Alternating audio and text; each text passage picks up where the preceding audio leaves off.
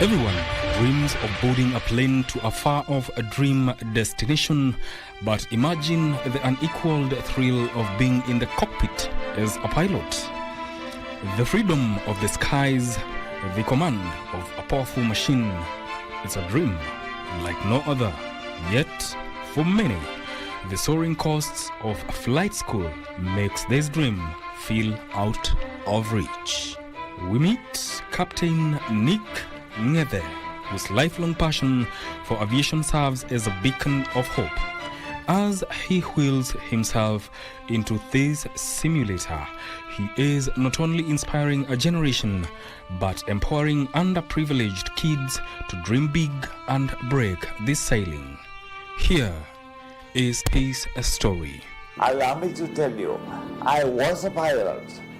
I have flown over 10,000 hours here in Kenya. I have what they call an ATPL, Airline Transport Pilot's License. The Airline Transport Pilot License is one of the highest levels of aircraft certification for a pilot. This certification is a requirement before one can be authorized to become pilot in command on scheduled air carriers with 9 or more passengers.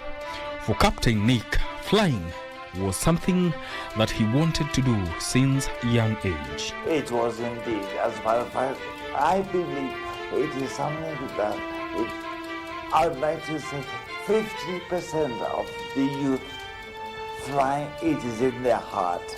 But financing, getting into that area is another story altogether. You really need serious financial backing. Now, the good thing about what we have is that we can make it as realistic as possible. That's all we can do. And to answer your question directly, yes, it's something I've always wanted. I was just fortunate, yes. Captain Nick uses a simulator, which is almost the same as the real thing, only that it is within his apartment in Muthaiga. I sought to know from him some of the things that make aviation school so expensive. It is very much, I would say, the maintenance of the aircraft. Let's even start with basic things like fuel. The fuel they use is not the fuel that the car uses here. The fuel that's used there is very, very expensive. Running the airplane is very, very expensive. Paying the instructor, we are not cheap. So it's very, very expensive.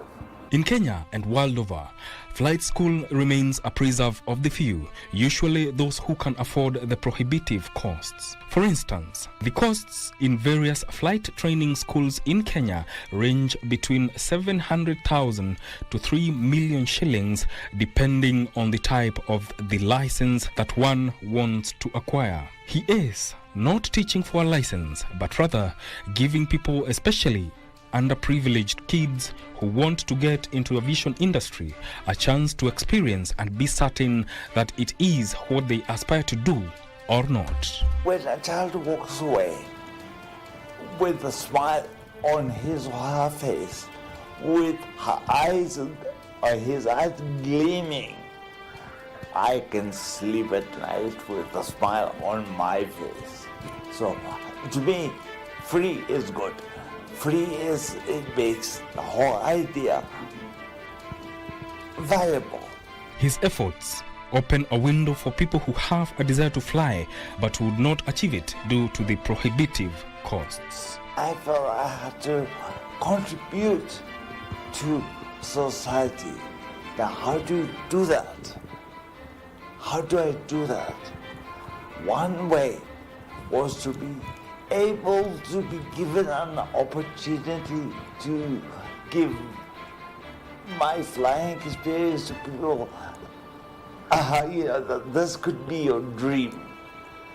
And even a handicapped person, if you don't get obviously to a job which is almost 100%, a teacher will give you the strength to know that whatever it is that you do, you're doing it in a courageous fashion.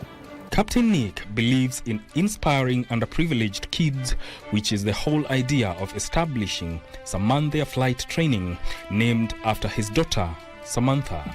It's to her that I named it, and she will be a success in life. It's the reason why I go from strength to strength, because she goes person to person in the correct way.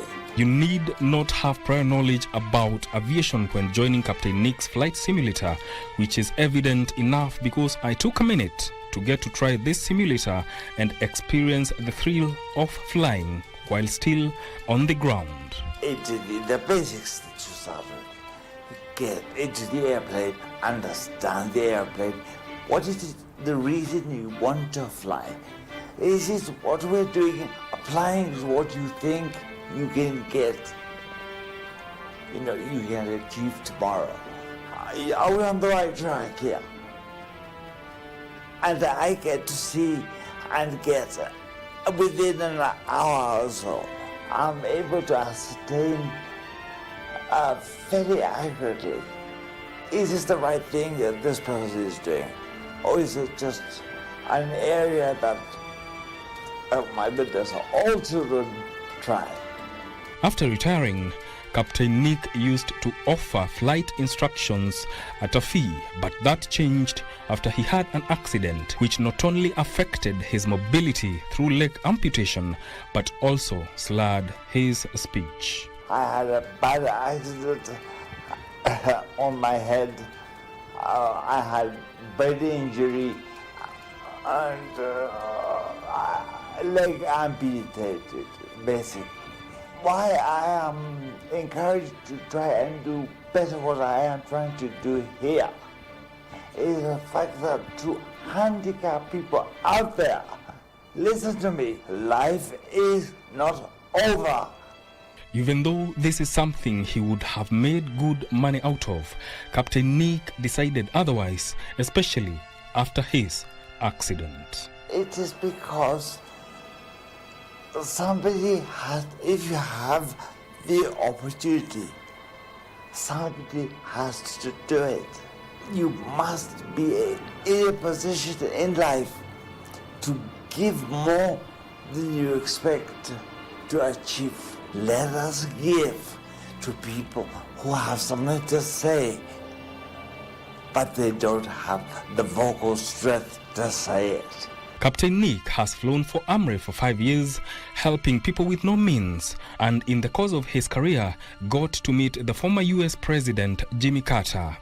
He may have had the accident that changed his life, but he remains adamant on giving hope to others, especially kids who want to have this elusive flying experience. With the few years I have left, I should and will contribute to society.